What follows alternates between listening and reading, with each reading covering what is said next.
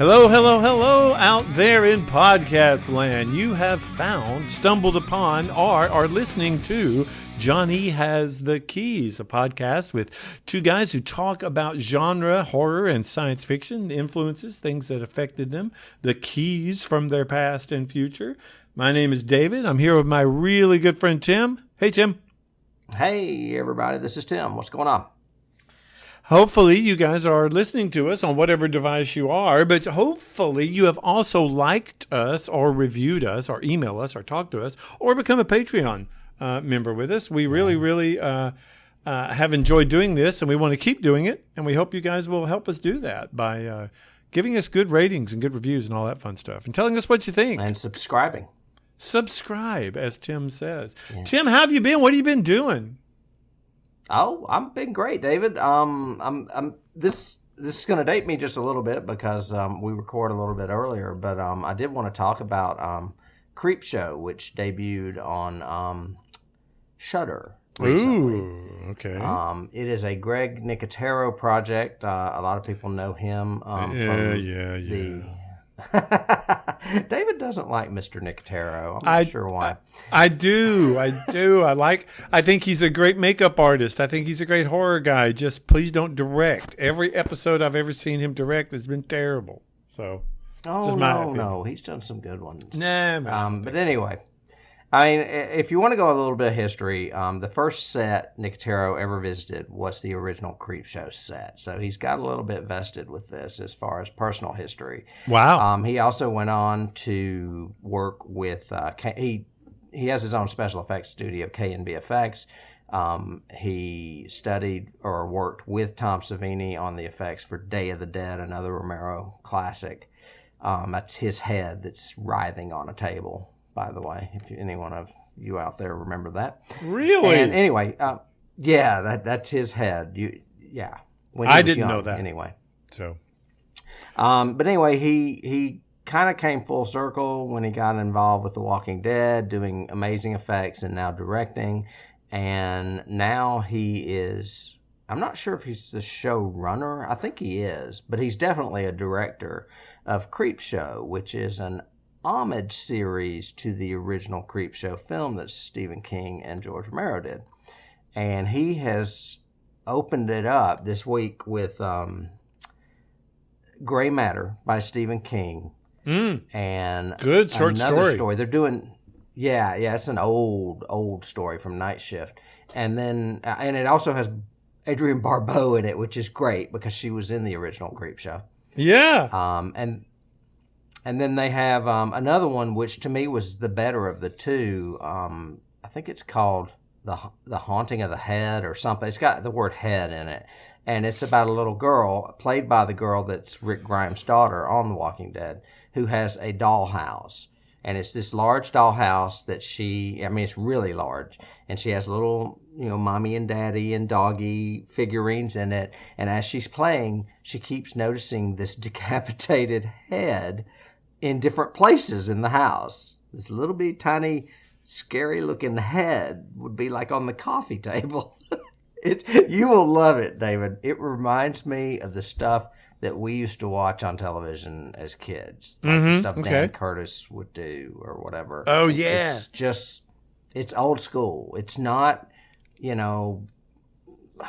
it's not something like, Hostel or Saw or something just in your face brutal. It is just old school scares, and It's got old school people involved. I mean, he's brought Adrienne Barbeau back. Tom Savini's going to direct one. Jeffrey Combs from Reanimator is going to star in one. I mean, it's kind of like when we used to watch Tales from the Crypt or Tales from the Dark Side, or Twilight Zone for that matter. So anyway, that was my fun little thing for the week. Cool. I'm invested in Shudder's Creepshow. That's a good one. Now, Shudder, that's a subscription thing, right? I'd have to pay a month for this horror thing. It is. They do have a free trial like most if you want to get it, but I would advise you wait at least 6 weeks because it is airing weekly, so they won't all be there if you do the free subscription right now. Okay. Same with Nosferatu. Nosferatu is airing right now. I think they're on the 8th episode of 10. Well, and I did watch the 2 episodes of that. I actually watched a horror thing. I watched 2 episodes of that. I liked it. Had some issues, but not bad. I liked it. My little tidbit for the week was somebody had posted on Facebook a new project that's coming from Tom Hanks, and it's based on Major Matt Mason.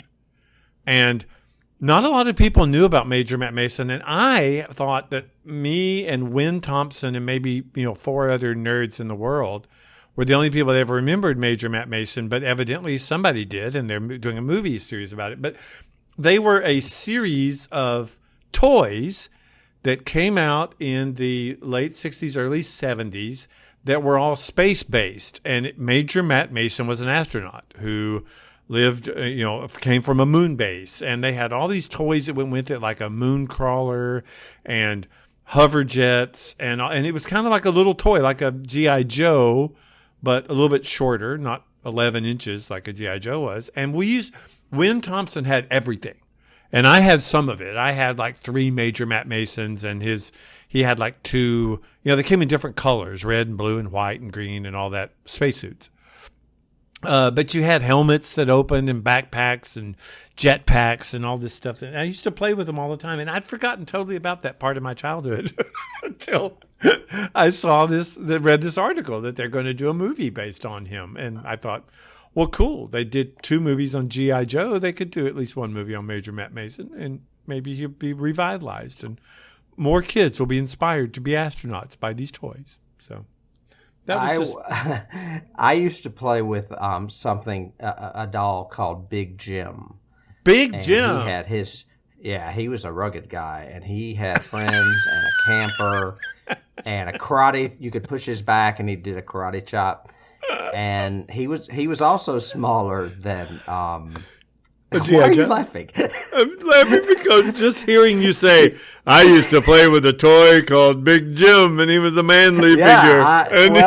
Go figure. Because the only thing I have seen as a result of Big Jim from the 70s is parody cartoons on Facebook where they look extremely gay, and they're riding around in a topless Jeep. And I was like, well, that explains it. That explains it all there.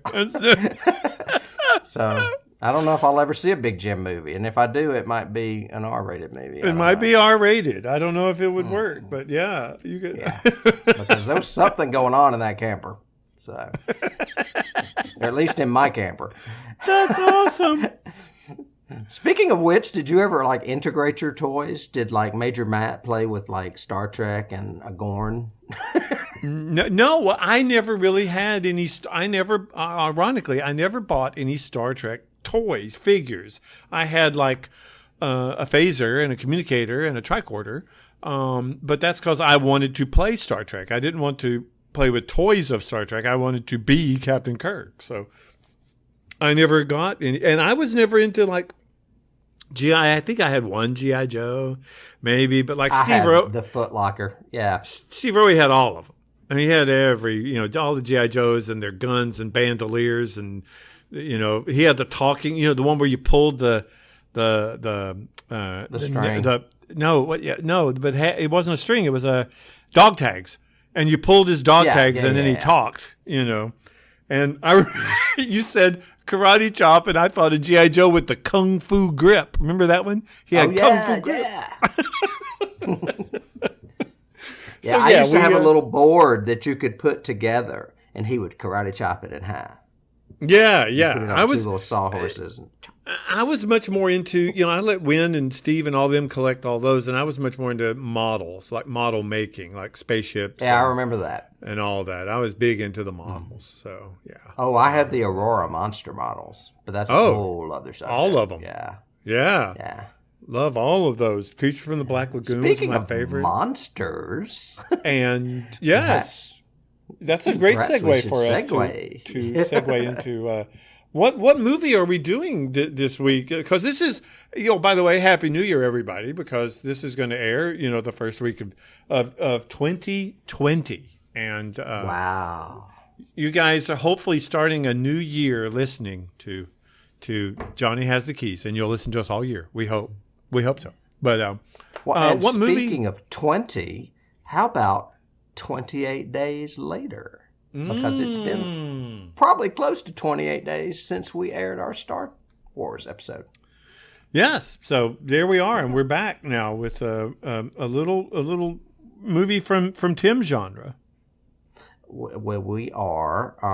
I wanted to do this film 28 days later because a lot of the reason I love horror is because of zombie movies. And a lot of the reason that this podcast came to be is because of a seminal zombie movie, Night of the Living Dead. Yep. As y'all know, that's where we lifted the line, Johnny Has the Keys.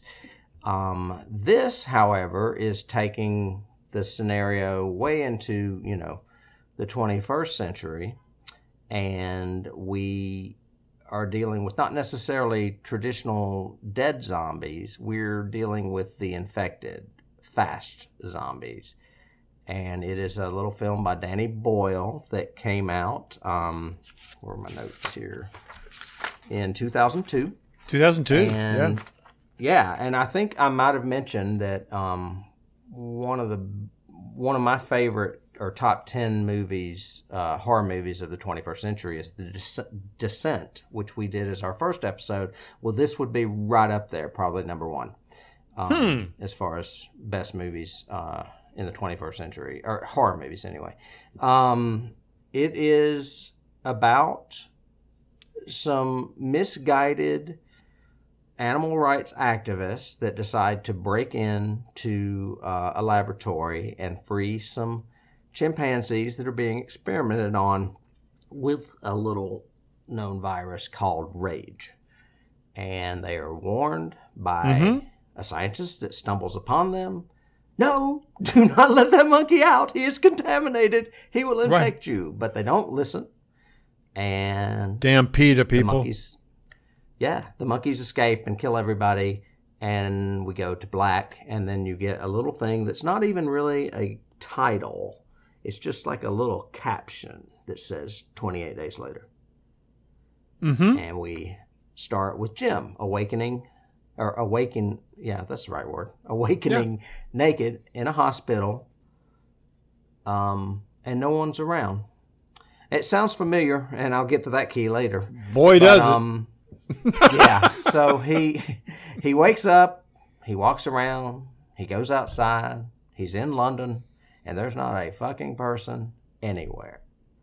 The world is pretty much gone until he realizes that there is a savage side to it, with these humans that are infected with the rage disease. And if you make noise, they will find you and they will chase your ass down because they are really fast. And they will vomit blood in your face and infect you, or they will bite you, or they will whatever they do, they're going to come after you. And that's where our little story begins. It's Jim's adventure where he comes across some friends, and eventually they look for help with the military. And we'll get into a little bit more. I don't know if you need me to surmise everything. But. No, it's basically a post-apocalyptic zombie survival story. Well told, well done. This is I don't have in my notes who wrote it. But Danny Boyle did direct it, and he's very... It's Alex Garland. He's the same guy that wrote Sunshine. Okay, so they've worked together. They've worked together since, because that was after that. I have a confession to make. I had never seen this movie before last night when I watched it. Wow. I had heard about it a lot. I had seen brief little snippets, but nothing really big. And I intentionally avoided reading anything about it to do research. So I just wanted to watch it and absorb it as a total newbie to this, and I was really impressed. Boyle has such a unique style to his directing, and it really shows in this and in Sunshine and the way he does stuff. I think this is better than Sunshine, obviously. I do agree with you. I think it's one of the better horror movies I've ever seen. the jump scares make practical sense and work. There's not a lot of cliche to it. They do stuff that I think since has been keyed or referenced or stolen or whatever a lot by other series and other stories. But the lead in it is very compelling. I like Cillian Murphy. Is that his name? I call him Cillian. People may correct me, but he's Irish, so I just assume it's pronounced Cillian. Yeah, he's a great protagonist to have, seeing the world change through his eyes and the way they react. And his reactions all work for me. He's not a total nebbish. He's not a total hero kick-ass. He's not a total screw-up. And he's very much an everyman kind of. People can relate to him, I think. And he's a courier. He's a bike courier. Yeah, when he said that, I went, "Really? That's what you were?" Which is and you actually live with your mom and dad. Now that I think about it, you live with your mom and dad and everything. But great characters in it all the way through. I mean, the soldiers do get a little predictable and kind of cliche, and that's kind of where the story does really work for me really well. But it's saved by Christopher Eccleston, who I didn't even know was in the movie because there are no credits at the beginning of it. You don't even know. And he shows up, and he's one of my favorite Doctor Who's. And I went, "Oh, I love this actor. He'll be great." And he does. He does a great job. Yeah, we'll get to the cast a little later, but there are some other great people in this, including Brendan Gleeson. Oh my God! And a lot of Mad Eye Moody. A lot of these folks. Yeah, a lot of these folks weren't famous at the time and are now, like the four leads. Really, I mean, except for Eccleston, he had been around a lot longer. So right. Yeah, so basically, I just approached it and I just took notes last night as I watched it of just thoughts I had and things and. Oh, good, because I can throw some really nerdy stuff about camera and film that I think you'll like and appreciate. Well, cool. About what Danny did with this film, because this is not his first film. I think his first film was Shallow Grave, and Eccleston was in that too. He really? tends to work with the same people a lot. Well, when you get good crew, keep it, kind of thing. I agree with that. Well, yeah, and I'll get to casting notes later, but there were other people that he was. It falls into our Johnny has the keys category of I like the fact that you're just thrown into it, that they don't explain a lot, that they don't tell you, they don't spoon feed you. You're just boom, you're there. But even before that little prologue thing with just showing a bunch of video screens and montages of violence and riots. That was one of my questions fighting. For you. What did you think of that? I loved that. Yeah. I really, really liked the prologue a lot because it hooked me really quickly because it was really disjointed and very montagey. And I was going, okay, different film styles. Is he trying? What's he doing? And then suddenly it pulls back and you're a chimpanzee with electrodes in their forehead having to watch this, tied down, having to watch all these multiple screens of violence.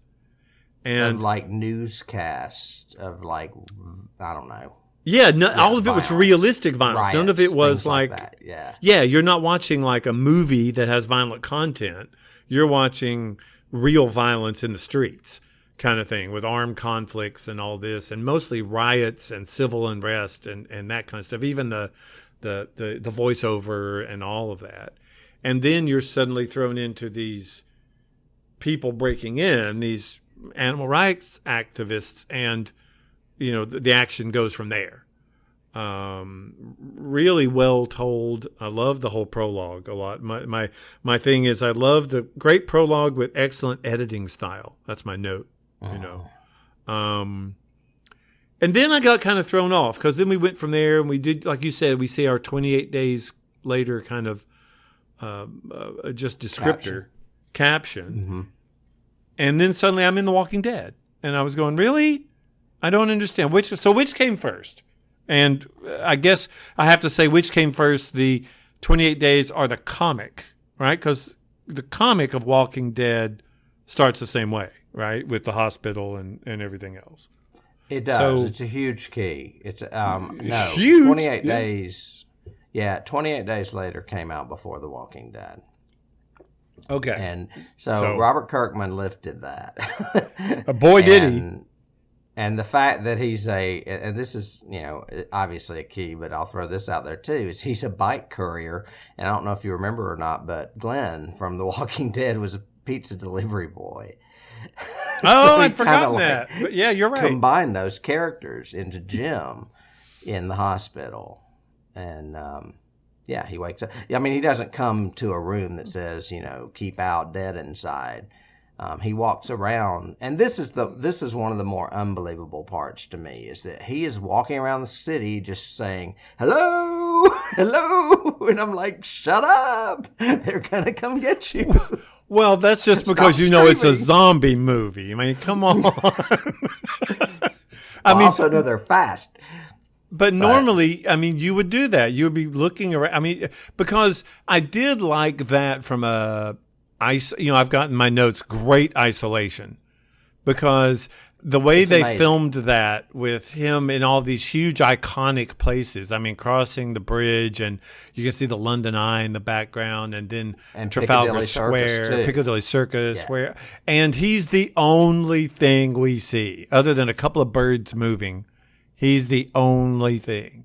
So commend them from a production angle of being able to do that and shoot those scenes, but also it gives you this real alone feeling. So him saying hello, I felt sorry for him. I was going, I'd be saying, is there anybody here anywhere? And then not to mention, he's been obviously in a coma for 28 days. So he's starving. And, he's like sucking down Coca-Colas because he's dehydrated. But I love the fact that in that regard. But we don't really know that. During this isolation, we don't know how long he's been asleep or why he's been asleep or was he experimented on or whatever. I didn't know anything. So I just thought, okay, he's Walking Dead. So obviously he's been asleep for a week or maybe it is 28 days. I don't know. Well, and he has, I don't know if it's real or not, but there's a scar on his head when he cuts his hair later. You can see a scar.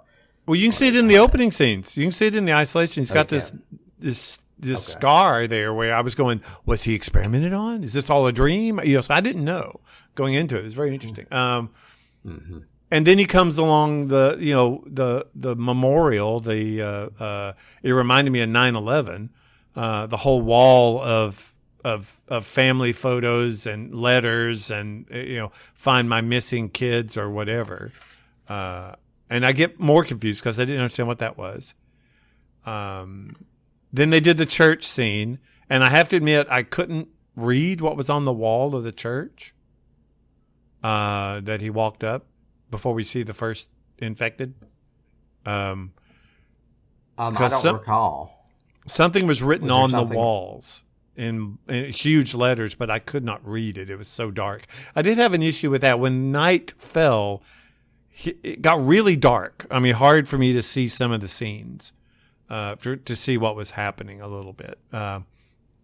But not bad. I mean, he definitely created this huge, the terror with the priest and then whatever these, the whole church full of bodies was really cool. Let's backtrack a little bit and let me give you some background on the film. Okay. And you're going to love this because you didn't do any of the research if you just watched it fresh, and you're going to like some of this, I think. It was released on June 23rd in 2003. Okay.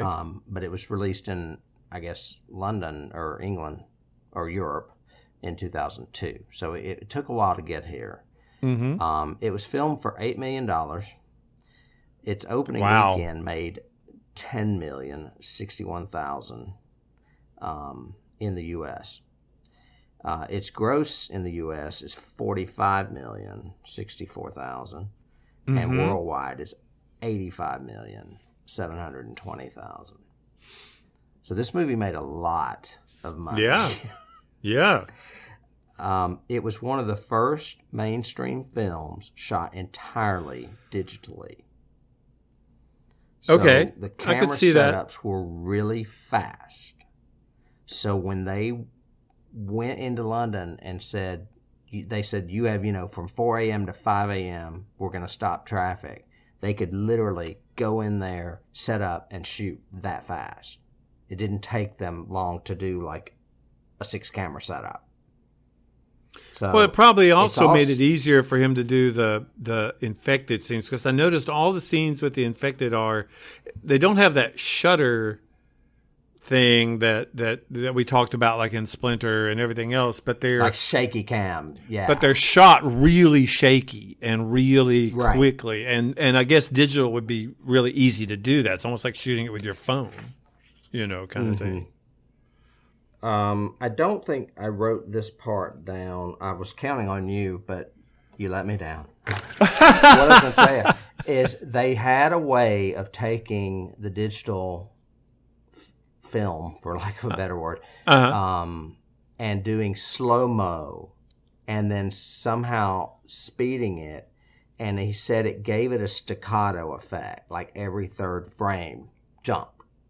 Yeah. And that's where you get that weird rabidness of the creatures coming at you. It's almost like that shutter effect. Yeah. And some of the stuff at the end where Jim is running around the mansion, he did it there too, to give you the same sense of apprehension, even though speed. It's Jim running around. Yes, exactly. Yeah. And all of that was because he was experimenting with digital technology. Good. As that's concerned. Now, there are a few things that were shot on film. The flashback of his parents was shot on Super 8. I could tell that. That was good, too. That was a great idea, by the way. I just throw in. I love the fact that I was thrown off. I was going, is he watching a video? How can he watch a videotape with no power? And then I thought, no, that's his memory. His memory of them is like a Super 8, which was cool. Right. And then the last cottage scene was shot in 35 millimeter. Yeah, you could definitely tell that. And it feels bigger. Yeah. Oh, yeah. Bigger. The film clarity is a lot better. Of course, it's daylight, but... well, it's the happy ending kind of thing, too. That's most of the background I have as far as tech stuff. I thought you would really jam on some of that camera stuff, though. Mm-hmm. I was worried. You were going to say, oh, my God, it's the shaky camera again, because it really isn't. It's a technique. No, it's a technique, and I didn't mind it. I think he used it sparingly enough so that it didn't bother me until, I do have to paraphrase that, until the last act of the last sequence when he releases infected boy and they're running over the mansion. And it's private mailer. Yeah, every time they show him, it's almost, there's not enough clarity to it for me. He's so fast and so, that I'm like, okay, wait. It's raining. I mean, there's a lot going on in the background too. Yeah. And it's interesting. And so I'll give these to you as we go through it. But I wrote these questions down, and then some of them he later answers in the movie, which I thought was interesting. But I'll still read the questions just so you know where my head was. But I've got. Well, this is a little bit of. I'll throw out keys as we go too. This is a little key. Sure. He ends up being rescued in the convenience store, or they go to it's a kiosk, actually, I guess, in the subway or something. But it's like a convenience store, and it reminded me of Splinter. I was going, okay, so 3 people holed up in a candy store from zombies. Okay, it's like Splinter. Splinter got it then because Splinter came out later. Right. Yeah. And so then my first question that I had was, if it infects so fast, how would it ever spread internationally?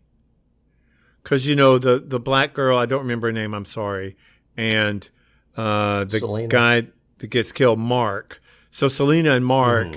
Selena and Mark. They're talking about how it's everywhere. It's the end of the world. The same thing's happening all over the world. And I was going, well, no, because unlike other zombie movies, this one affects you within 35 seconds. You're freaking infected.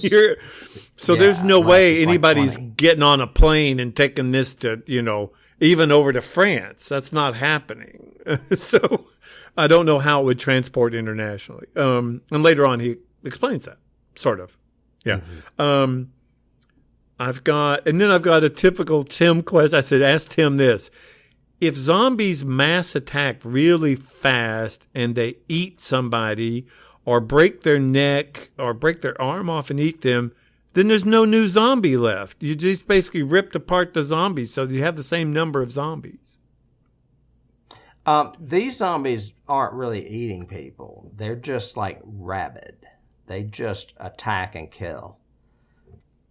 Okay, or sometimes they vomit on you or whatever, right? Right. It's like almost a personification of the rage disease, which is another reason why he showed all that rage shit at the beginning with the riots and stuff. It was sort of metaphorical. One of the things I do like about it from a writing perspective is a lot of the subtext of what it says about violence in humans. And the human race, yeah. Yeah, even down to, Jim having to become so violent at the end.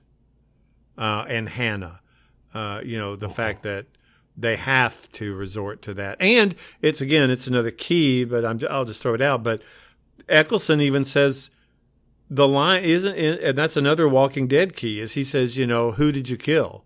Because you had to kill somebody to survive this long. And, isn't that a Rick line or something from Walking Dead? Yeah, it's I'm paraphrasing, but it's how many have you killed and how many were human and how many something else. It's like 3 questions. Yeah, he has 3 questions. And the last one is how many were human. Right. And not zombies. Yeah, exactly. Yeah. And then I've got okay, so Tim, these are nocturnal zombies? And I have a big question mark of that. That's a first, isn't it? I don't think they've never combined those. Like vampires are nocturnal, they can't come out in the day. Well, you never see any of these zombies during the day. So they only come out at night, right? No, I think you do. I think that that's what the problem I had with him running around going, hello, hello. Because I want to say, unless it's dusk, it's still kind of light out when he runs into Selena and Mark. Right? No, it's dark. He's at the church. He's at the church at night, and he says hello, or he says, "Oh my God," or something like that. In first time you ever see him. It is dark. And then they throw the fire bombs. Yeah. Which I thought was, oh my God.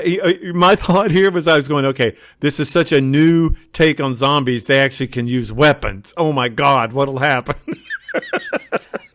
Maybe their eyes are sensitive because their eyes look so fucked up. But I can tell you right now, and 28 weeks later, they're out in the daytime for sure. Well, because she says we're going to wait till the daytime to leave to go to your parents, and Mark even has a line, something else about blah blah blah. We're not going anywhere at night.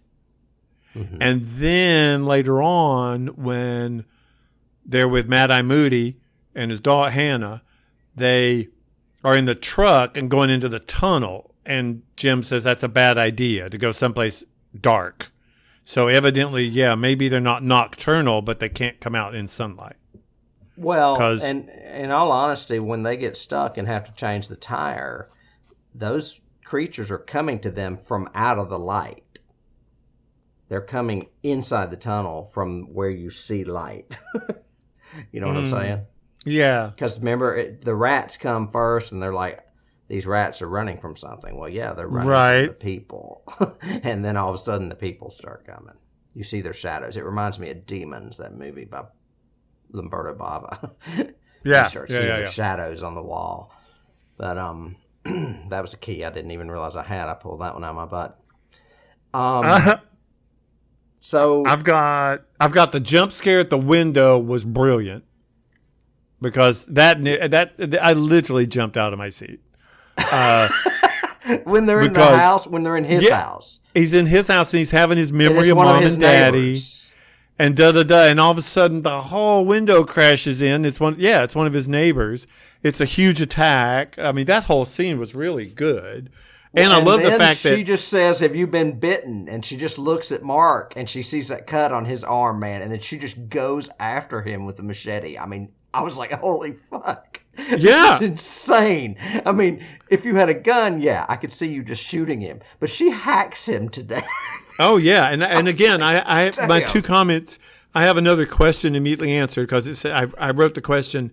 Okay, if this Jim guy is covered in blood from the infected, why wasn't he infected? And then she says, "Did you get it in your mouth?" And I went, "Oh, okay. So it's not skin. You have to actually your eye. ingest it." Yeah.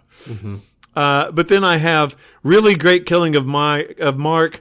I think I would take a machete too. Yeah. Because Well, I mean, if you he's gonna turn. I mean, she could have waited till he started jerking a little bit, but she just said No, no. I think She just did it. No, I think it's set up perfectly. The fact that she would do anything to survive, even if it's kill somebody who's helped her and she's helped, blah blah blah. And you have to do it quick because there's no time. There is no. It's not that Dawn of the Dead where he sits up and pulls the sheet from him and everything else. Right. No, it'll happen right now. So you better think quick. Which I And then loved. I another one thought could that be was a coming great in the idea. window. You don't know. Yeah. Yeah. It's fast. I love the fact that how they meet the other couple with their, sending the signal with lights, and then the stairwell sequence love is really Brendan scary. Yeah, I call him Mad Eye Moody throughout my notes because I didn't know his real name, but that's who he reminded me of. I mean, that's who he is. I love the music choices all the way through. Well, I'm sorry, what did you say? I didn't. Well, first of all, where did you get Mad Eye Moody? That's who he is. He's Mad Eye Moody in the Harry Potter movies. Okay, because I've not seen those. What? Oh my God! Get out! I've seen the first one. Just get out. They're all great. That's an excellent franchise. He's in Mr. Mercedes. He's in that. He's the star of Mr. Mercedes. The Stephen miniseries, King one, right? Yeah. Okay. But I haven't seen those either. I've always liked him. I just think he's a fantastic actor. And when I had forgotten that he was in this movie, and as soon as he shows up, I'm like, oh man, this is great. And then Eccleston shows up, and I'm like, and I don't know if you know this. Let's talk about cast because we haven't got there yet. Yeah.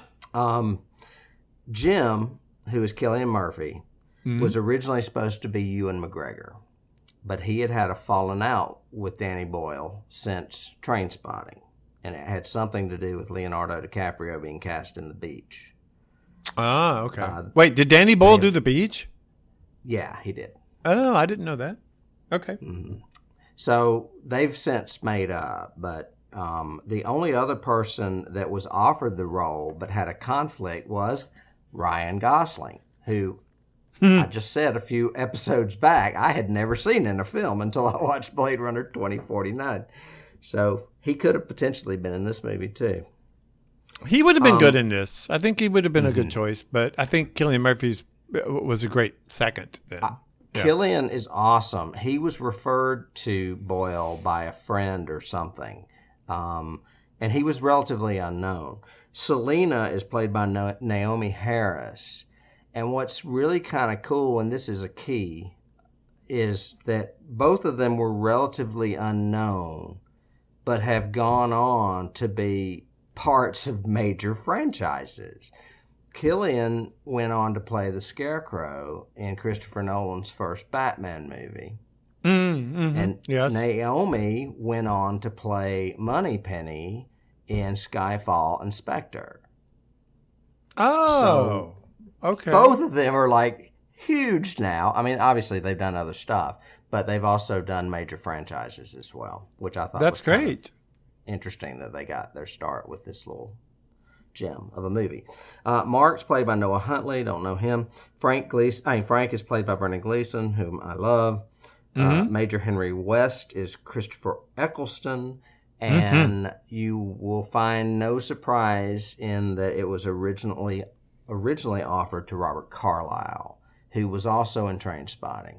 Okay. But he turned it down, and then he took the sequel because he is in 28 Weeks Later. So he made a little bit of a mistake there. And And then you've got Private Mailer is Marvin Campbell, who has gone on to be a relatively strong actor as well. And from what I understand, he had a small part, and then Danny moved him into the part of Private Mailer, the zombie, because he was so good. He wanted him in more of the film. And that's why you see a lot of that zombie. Okay. And then Hannah is played by Megan Burns, who I don't know. But she's Brendan Gleeson's daughter. So that's what I have on casting. Good. I mean, and that was some interesting choices. I mean, I like the fact that he kept it tight and small. I did, I think all of the performances, except with the exception of the soldiers, are strong. I like the fact that something that. I'm sorry. Go ahead. No, I was just going to say I like the fact that he did Mark. Mark had such a cool character, and then boom, he's gone. And then the Gleeson character has such a great character, and then he's gone too. You know, I like the fact that we lose them. It gives it a bleakness. I like how Mark gets to tell his story when he says you should be grateful, or Naomi says you should be grateful, and he's like, grateful? Are you serious? Blah blah blah. And then Mark tells his story, and he says, yes, you should be grateful. Yeah. And apparently Boyle and Naomi came up with a backstory for her that's not in the film, where her parents and sister pretty much killed each other. And that's why she is so hard, because she has witnessed that. But we don't know that. That was something that was like, an acting thing for her. Yeah, but it would have been interesting to know that, because that would have also been a good reason for why she's so protective of Hannah. Not just right. because I've got in my notes, I've got, the whole rape thing was just a little contrived to me. It was just a little. I was going, oh, okay, so a bunch of soldier guys, and we're gonna have to rape the kid, the girl and the woman.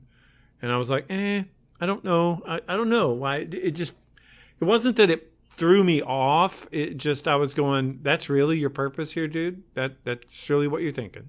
Really? I promise them women is your whole purpose, right?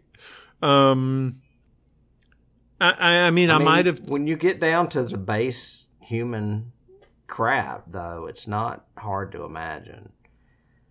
No, I mean, it's a very post-apocalyptic sort of thing. I mean, look at, I hadn't even thought of this, but as a key, look at, Fury Road, the Road Warrior one. It's all about the women and protecting the women, and the women are breeders. They're the ones that are going to continue our society. So maybe a hair more about we've got to continue society, we've got to do this, rather than just the whole. I guess it just struck me as a very primitive thing, but maybe that's what he wanted, because I mean, look at African tribes and all the stuff that they do, and there's all these rape squads and all this. It's a very dominating sort of thing too. So I can tell you a problem I have with the movie. I have a few that I come up with, but tell me yours first. The scene in the tunnel, when he decides he can just drive over all that stuff, like, you can't do that. There's no way. That's insane. Right. It wouldn't work. And the fact that he can pick up the car and his daughter can change the tire, but before they get there, I was going, Well, I mean, I'll give him that adrenaline surge there, man. If I knew them things were coming, I think I could probably lift a fucking car too. Well, yeah, but then you have to take the tire off, put the other tire on, do all those bolts. Right. I mean, well, she was you and I both know. I mean, she already had the tire almost off when he lifted it. Yeah, but it didn't take you 36 seconds to freaking put a tire on. We both know that. But I have a problem in the next scene in the fact that, okay, that's a really, really well-lit grocery store. Where the hell are the windows that they have so much light in there? It would be dark as a tomb in that place. Yeah, that's a goof. I read somewhere that the electricity's out, but it's clear that there are lights on in the grocery store. Oh, That yeah, was just easily. a goof. Yeah. Yeah. I did. Yeah, I've got. Okay, then the next sequence is the gas station, and it reminded me of Dawn of the Dead. Isn't Dawn of the Dead? I think. Isn't Dawn of the Dead start with them going to an airfield? Yes. Yeah, that's intentional. It reminded me a lot of that. It was like, is that an homage to that or not or what? It is. And then suddenly it reminded me of freaking Walking Dead too, where he goes and there's the little girl in the room or whatever. He has to kill the little girl or something. And no, is that Dawn of the Dead? Which I'm getting them confused. Which is the one where he shoots at the door and That's Dawn of the Dead. and then the little kid comes out. Okay, yeah. Now, Okay, cool. all of that with the gas station and the little kid was because of Dawn of the Dead. Okay, cool. Alex Garland put that in there because of that. I like paying homage to the master, so that's a good idea. I said, how smart, I've got in my notes, how smart is it? I would be really leery of the phrase, salvation is here. If somebody is broadcasting salvation is here, I'd be like, I don't know if I want to go there. I've seen too many post-apocalyptic tales where they turn into fanatics. So I've got Frank's death is really cool, quick, and sad. I got that. I like that.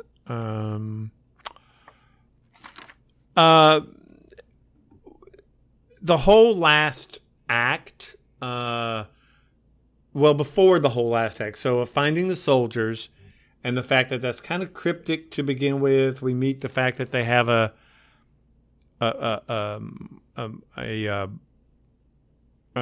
prisoner, an infected prisoner, and that reminded me of Day of the Dead with Bub or Bim or whatever his name is. That was intentional too. Really? Yeah. Okay, I didn't know that, but that was cool. And then we get no, we're going to have to kill you guys because you're nice, because we got to rape the women. But then the whole last sequence, next to last sequence in the rain, with the storm and the rain and the lightning and all, that was really well done. It's very stroboscopic, yeah. So and the pacing was just the staccato of the film. Yeah, the pacing was just really good. The way they did it with him on the roof, and suddenly they're quiet and they're listening for him, and they don't hear him, so they move on, and then he slowly sneaks in, jumps. All of that was great. The idea of releasing Sergeant whatever, or Major Private whatever, was great. Right. I've got Rain was a nice touch. Yeah, because he ends up being a hero, just like Bub ended up being a hero in Day of the Dead. Yeah. I've got interesting choices in music all the way through. I love the female vocal is really cool. It's an idea, and it's so slow in places when he's doing this really fast editing. And I thought that was really cool. Yeah, I went online and bought the soundtrack last night. I didn't realize how much I liked that music. I was like, this is really, really good. It's got like a Lucio Fulci quality. It's like an Italian 70s sounding horror movie music. Yeah. And some of it sounds like really old Pink Floyd. It's just bizarre. It almost makes the film feel like it's an old film, or a foreign film. And I guess it is technically because it was shot in England. But I think it gives it I want to say otherworldly. It gives it this really disenfranchised kind of feel to it, which I really liked. I like the fact that it doesn't seem to match what's happening, but that makes it actually work perfect. I guess is the way to say it. And then Brian Eno did one of the songs too, and he did 3 of Bowie's albums. But it's not Brian Eno that's predominantly on it. It's predominantly a composer, I'm pretty sure. And then I've got, and I don't know if this is a Romero key or not, but I did write down that I really liked the ending. I liked the fact that it had this somewhat hopeful ending, which it also happens in Dawn and Day. I mean, Night and Dawn. Dawn and Day, not night. You know what I mean? the kind of pseudo hopeful ending thing. where they fly off into the sunset or whatever. Yeah. Right. And the fact that they get rescued, and he does it. I like the fact that he does that little quick montage at the hospital, and then does the 28 more days or 28 days later again or whatever, and they get rescued and all of that. I like the one shot of showing the two infected and they can't even get up. So because they're starving. Are they starving and dying and whatever? Yeah, that's kind of cool. They're wasting away. But and then I guess then we can do keys and stuff. I have to admit, had I not been watching it and looked down and said there's 9 more minutes left and the credits start, I probably would have stopped it at the credits. I did not know there was a scene after the credits. But because there was, I ended up watching it, and I have to say, okay, cool, you had a different idea, so you tagged it on at the end, but I did not like that ending at all. I know some people might, because it is so freaking bleak, in my opinion, to kill the protagonist and then the chicks walk away. But I did not like it. I personally preferred the happy ending. He had multiple endings. They tested the bleak ending, and it didn't do well. Good. I'm glad. And then there was another ending where it was. You sent me that. That's the alternate ending, right? The one that's just in storyboard. That's the ending they never filmed. The one that smart, because it wouldn't make any damn sense. Yeah. You don't think? With the transfusion? No. Yeah. Hell no. Why? No, right. Not if they would. Now, if they could have come up with something else, maybe, because I kind of like the whole certain parts of that I really liked. I did like the guy who had barricaded himself in and wasn't going to let himself out and didn't want to know anything about them. And so to get under his skin, Jim tells him his entire life story in montage. I thought that was cool. Right. And I kind of like the fact of, okay, keep Frank alive. I love seeing storyboards done. I do too. Like that. I think that's so much fun to watch. It is. That's why I sent it to you. Really cool to watch. And what he's talking about, guys, for you listening, is you can look up the alternate ending. And it's all Danny Boyle doing essentially voice acting over storyboards. It's called the radical alternate ending. Yeah. Because it doesn't exist. It was never filmed. It was only storyboarded. But the other ending I was going to tell you about, other than the bleak ending, is they filmed the Selena Hannah stuff without Killian. And when Selena is sewing the fabric and talking to him, they cut, and there's just a chicken on the table. She's talking to a chicken because Killian's not there. Killian did die. But then they still have a happy ending, and it's her and Hannah out there with the big hello thing. So that was like another option. And then they just said, fuck it, we'll make him live. And he lived. So that was the other. So there's really, I guess, 4 endings if you think about it. But and I'm like you. I like the happy ending. I do too. I mean, even though the other one, the storyboard radical one, it also had Jim dying because he saved Frank. And it's only the two of them, they're alive. But Frank lived, so. But Frank lived, so it's happy somewhat, yeah. I think he picked the best ending overall. But I do like the fact he had all those variations. That's kind of cool. I didn't know that. So I like when Killian is on the outside of the wall and the escapes being executed, and he's lying there and he looks up and he sees that plane fly over. That was awesome. And that was hope, and it tied back into the whole conversation he had with the guy who was tied to the radiator, where he tells him that whole thing about, what do you think they would do? They would quarantine us, of course. It's not everywhere. This guy's wanting to rape women, thinking he's carrying on civilization, and it's not necessary. I thought that was really cool. Stephen King is a big fan of this movie. Really? When it came out, he bought an entire showing in a New York City theater. So he could go see it without being bothered. Because he, I guess, had heard about it, being overseas first or whatever.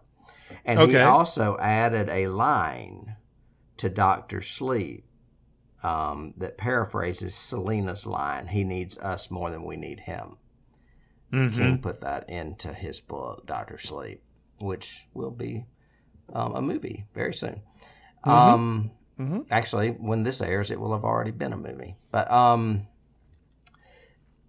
that was a harsh line, and Hannah overheard her say that, when she's referring to Hannah and Frank. They need us more than we need them. Yeah, I like the way they played Hannah all the way through it. I like the fact that she says, she comes up with really cool ideas and she says stuff. Mm-hmm. Like, we also need, we need each other and all that sort of thing. Yeah. What, or is it better to die here or whatever? What you talking about in, not going? Right. When they're out on the terrace of the flashing Christmas lights. Yeah. Yeah. I will tell you, you mentioned this earlier. This movie, the scene in Piccadilly Circus, where you see the gigantic billboard of all the missing people, is very 9/11. And this movie came out right after 9/11. And the scene, in fact, when Jim and Selena celebrate with Frank and Hannah, was filmed on 9/11. Oh. And I was going to ask you, what do you think about the beginning and the parallel with 9/11? I mean, just think about it. I mean, just how close this came out after that. Yeah. I mean, I saw it in D.C. That would have been pretty heavy. It's one of those world-changing events that happen. And the fact that this is like a treatise or a metaphor on violence or human violence is kind of interesting too. I wonder... So they shot... You're saying they shot the scene where they were celebrating on 9/11? They did. I don't know if it, they're 8 hours behind us, so it could have been shot before word got to them, is what I'm thinking. Aren't they behind us or in front of us? I can't remember. They're in front of us because they're coming from Greenwich. Yeah. So it would have been interesting to see if he had filmed this 6 months later, what else he would have said about it or how he might have mutated the script. Especially the soldier sequence. As a matter of fact, that's probably, now that I think about it, maybe that's why it took so long to come out here. Because, it was released in 2002 in England. It didn't reach the States till 2003. So maybe they held that may be for why. a specific reason. I bet you're right. Yeah, they might have. But it's not that 9/11 didn't affect the rest of the world. I think it really did. But I think, there would have been a sensitivity in the United States about releasing it. So maybe that's a trivia thing to look up or whatever. Overall, No, you go ahead. You also mentioned Salvation is Here being an ominous and perhaps misleading line. Did you notice that giant statue that was very prominent in the house? You could not notice it. The big statue, like a marble Greek like statue. It's gigantic. Oh, in the mansion? Yeah, in the mansion. Yeah. That is a statue of, and I may be pronouncing this wrong, Laocoon or Laocoon. Okay. And he is the Trojan priest that warned his countrymen to fear the horse. The Trojan horse. Interesting. So I did not know that. That symbolism was all intentional.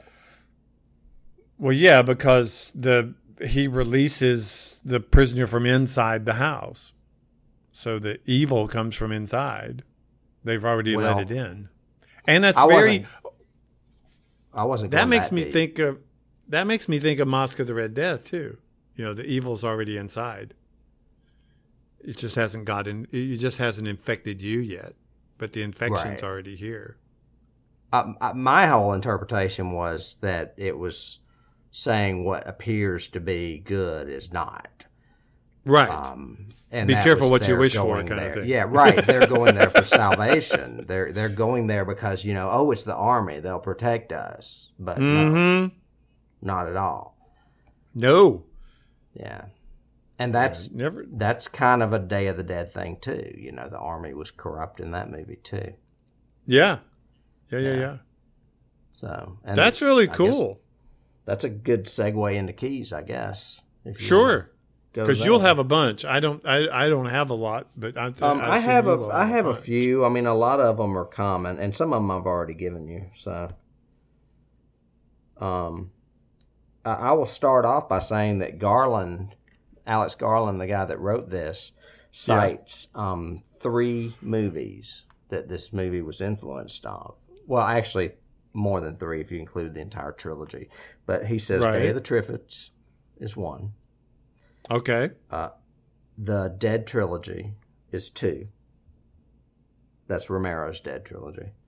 Mm-hmm. And The Omega Man, Oh, well. Duh. which we all know was influenced from I Am Legend. And wait, they Everything didn't goes come back. out during the day. Oh, but they were vampires. That's why.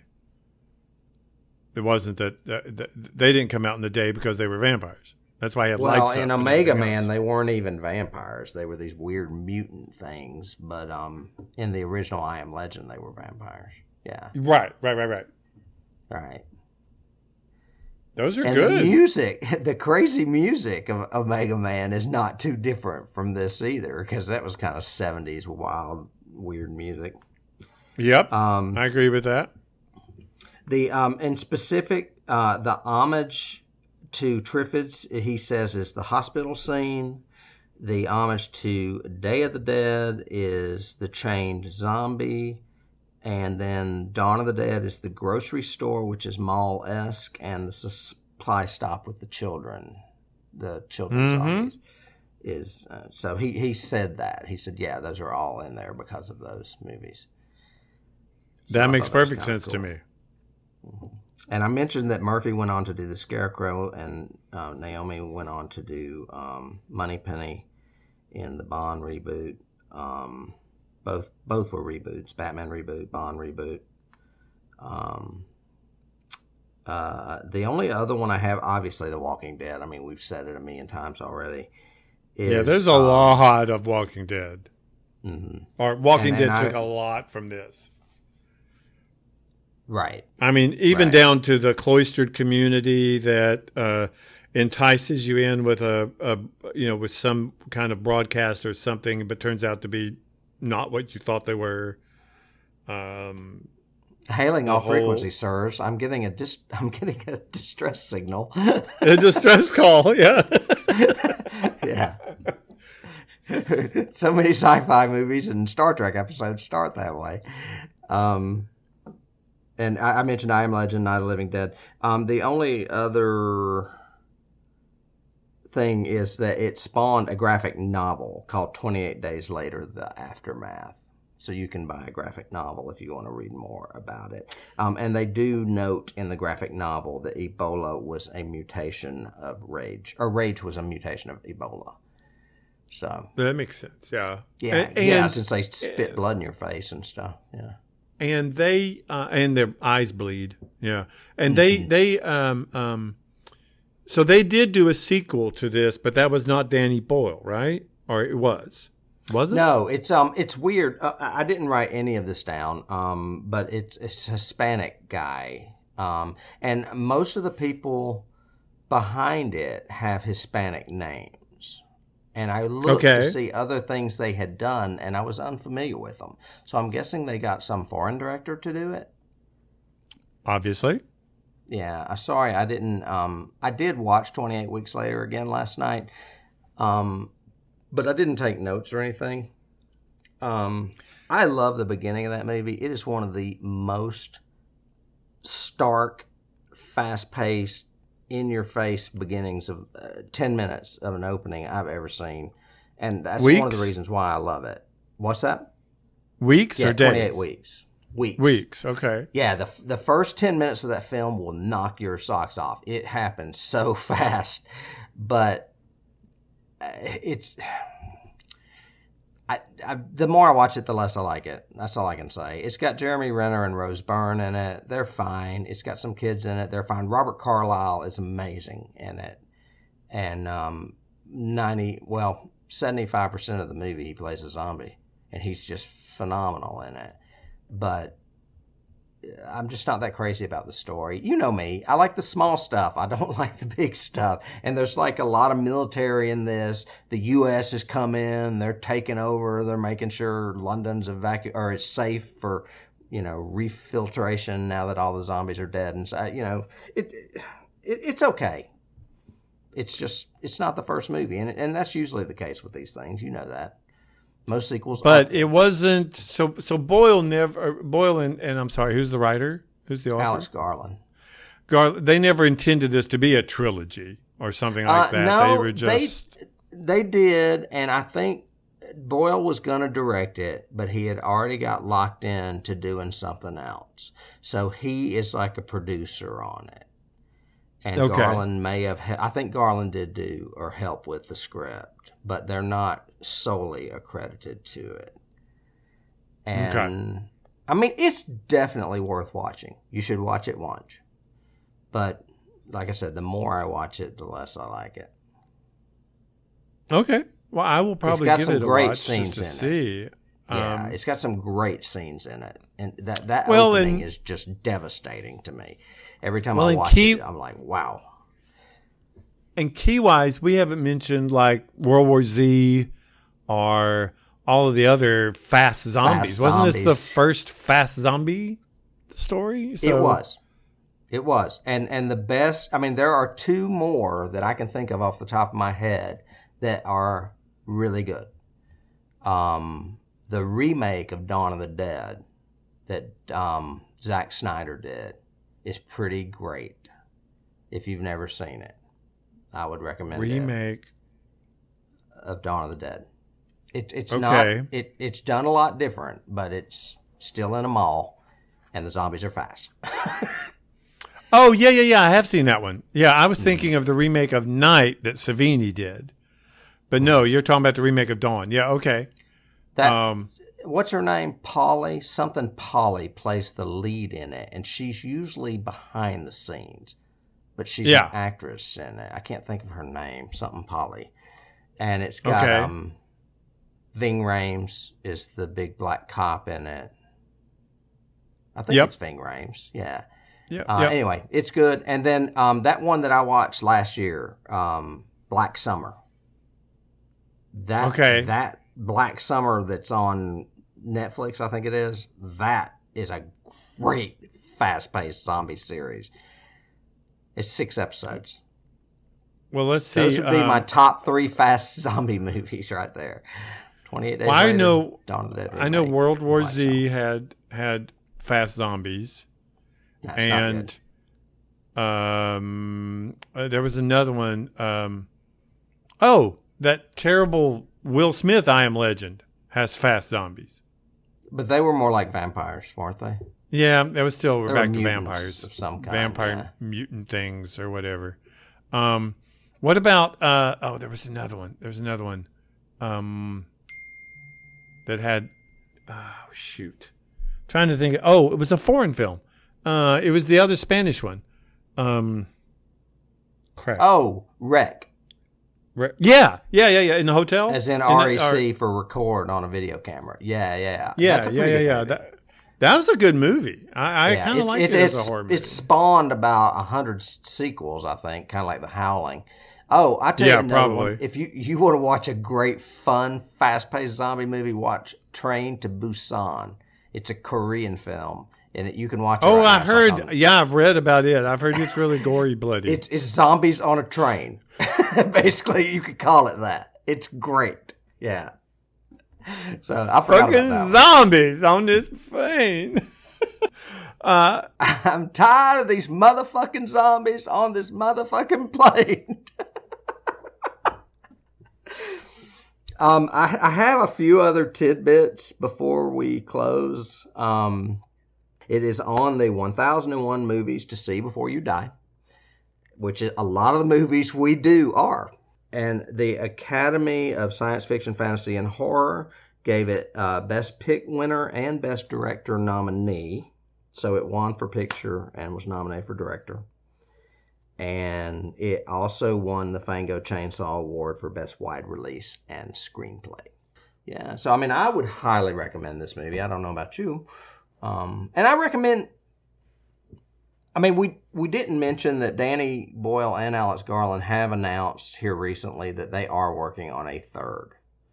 So I'm really curious to where they go with it, and especially curious if they're both directly involved with it. Because I think the second one is okay, but it doesn't have the magic that Boyle and Garland put into the first one, if that makes sense. Yeah. Well, and there's only 5 characters if you exclude the lower military. I mean, you've got the 4 main characters and Eccleston as the sergeant or whatever, and that's it. Yeah, the rest of it, I mean, Mark's, a minor character. He's a red shirt. And then the rest of the military are basically red shirts eventually anyway. So really, there's only 5 main characters in this movie. I would recommend it. It's small. My favorite kind. Right. With a lot of bite. Yeah. Yeah. I was going to say heart. Okay. You see how we think. And then come back to see us next week when we'll have a brand new title for you. Yeah, let's hear from you. Well, let's see what you think of this movie. And also be sure to subscribe, like, and review us. You know we need that. That helps us more than you can imagine. And if you really want to support us, you can also be a contributor to our Patreon, which we have some special things on there for you folks out there that are paying attention. So we do. We have special things on our Patreon list. You guys come and help support us, and we'll give you some special things. Some swag. All right. Talk at you next time. All right. Take care, David. You too, buddy. All right, bye.